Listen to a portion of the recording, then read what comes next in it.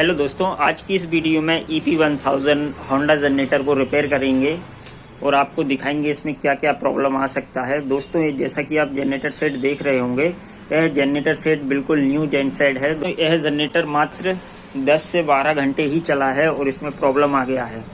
यह स्टार्ट हुआ, उसके बाद कस्टमर का कहना है कि इसको एक बार ही रन किया है हमने और उसके बाद देन इसको ऑफ कर दिया है। 4 से 5 घंटे चलाया और इसको ऑफ कर दिया, और जब नेक्स्ट डे इसको स्टार्ट करने गए तो यह जेनसेट स्टार्ट नहीं हुआ।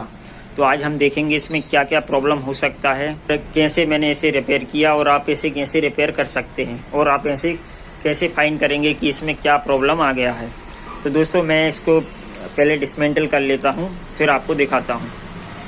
और दोस्तों, अगर वीडियो अच्छा लगे और नॉलेजेबल रहे तो वीडियो को लाइक करें और चैनल को सब्सक्राइब करें, क्योंकि मैं आपके लिए ऐसी ही वीडियो लाता रहता हूं।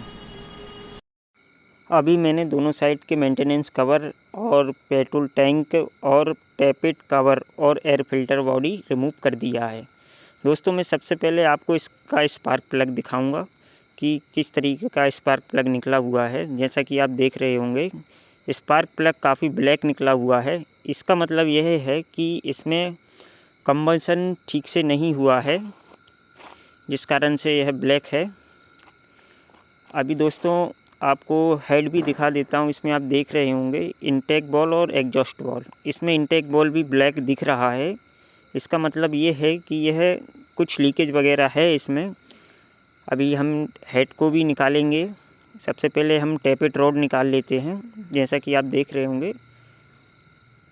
उसके बाद दोस्तों, अब हम हेड को रिमूव करके देखेंगे कि इसमें क्या प्रॉब्लम है। देखिए दोस्तों, हमने हेड रिमूव कर लिया है।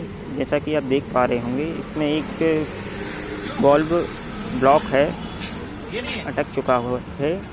और आप देख सकते हैं कि हेड काफ़ी क्लीन दिख रहा होगा, क्योंकि न्यू जेन सेट है, जिसके कारण आपको इतना क्लीन दिख रहा है। दोस्तों, इसे हमने किसी भी तरह का क्लीनिंग वगैरह नहीं किया है, सीधा आपको दिखा रहे हैं। देखिए दोस्तों, इसमें आपको एक बाल्ब ओपन दिख रहा होगा, जो कि बीच में से अटक चुका है। अब हम आपको इसका लाइनर दिखाते हैं और पिस्टन दिखाते हैं कि क्या कंडीशन है। जैसा कि आप देख पा रहे होंगे दोस्तों वीडियो में, इसके पिस्टन पर भी काफ़ी कार्बन जम चुका है, जो कि ठीक से बर्न आउट ना होने के कारण होता है। ठीक से यह बर्न आउट भी नहीं हुआ है, जिस कारण से इतना कार्बन इस पर जम चुका है। दोस्तों, ये समस्या क्यों आया है, इस पर बात करेंगे। दोस्तों, यह समस्या बल्ब की लीकेज के कारण आया है, क्योंकि इसका बल्ब जो है लीकेज था, उस कारण से इसमें हीट गया और इतना सारा कंबशन ठीक से नहीं हुआ। इस कारण से यह प्रॉब्लम आया। और जैसा कि आप देख पा रहे होंगे, इसका बॉल और बल्ब गाइड के बीच में फंस चुका है, क्योंकि इसमें बल्ब लीकेज था, जिस कारण से हेड का टेम्परेचर इनटेक में आया और इसमें ऑयल का गाढ़ापन होने के कारण बल्ब और बल्ब गाइड के बीच का क्लियरेंस काफ़ी कम हो गया और ऑयल वहां पर जम गया, जिस कारण से बल्ब भी अटक गया। अभी आप देख पा रहे होंगे वीडियो में बॉल और बल्ब गाइड किस तरीके से जाम हो गया है। इसे काफ़ी केयरफुली और सावधानी पूर्वक आपको निकालना चाहिए, क्योंकि यहाँ पर कुछ भी डैमेज होता है तो आपका हेड ख़राब हो सकता है। इसे बढ़िया सावधानी पूर्वक आप निकालें। दोस्तों, इसका बल्ब काफ़ी हार्ड हो गया है, इसके लिए हमें ठोकर ही मारना पड़ेगा, इसको ठोकर मारकर ही निकालना पड़ेगा। अभी आप देख पा रहे होंगे काफ़ी हार्ड हो गया है इसका बल्ब।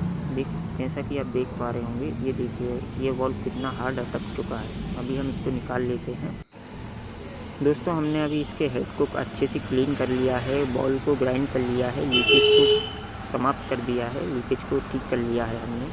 अभी हम देन इसको फिर से इंस्टॉल करेंगे और जनरेटर को स्टार्ट करेंगे। जैसा कि आप दोस्तों वीडियो में देख रहे होंगे, और हेड को कितना अच्छा तरीके से क्लीन किया है। आपको भी ऐसे ही करना है और अच्छे से ग्राइंड करना है। देखिए दोस्तों, अगर बल्ब में हल्का सा भी लीकेज रहेगा तो ये प्रॉब्लम करेगा, इसलिए आपको बिल्कुल श्योर होना है कि इसमें लीकेज ना रहे। अच्छे से आपको इसे ग्राइंड करना चाहिए, फिर ही देन इसको इंस्टॉल करना चाहिए आपको। दोस्तों, इसकी हेड रिपेयरिंग वीडियो देखना चाहते हैं तो कमेंट करें, और वीडियो नॉलेजेबल लगा हो तो लाइक करें, चैनल को सब्सक्राइब करें। नमस्कार।